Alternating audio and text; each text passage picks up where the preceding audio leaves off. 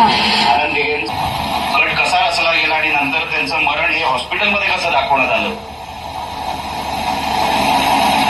आणि तेव्हा दोन शिवसैनिकांना सहन झालं नाही.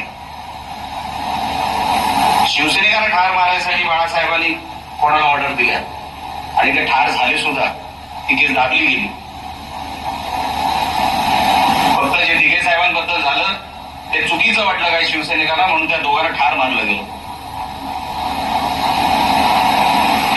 बाळासाहेबांच्या सांगण्यावर मी आजपर्यंत मर्यादा ठेवल्या, पण साहेबांविरोधात जर कोण अशा खालच्या दर्जाचा माणूस खालच्या पातळीची टीका करत असेल मी सहन करणार नाही. माझ्यासाठी माझा साहेब महत्वाचा, राणेसाहेब महत्वाचे, बाळासाहेब माझ्यासाठी महत्वाचे नाही. जेवढं मर्यादा आम्ही ठेवली होती ती विनायकरावांनी त्या व्यासपीठावर तोडली.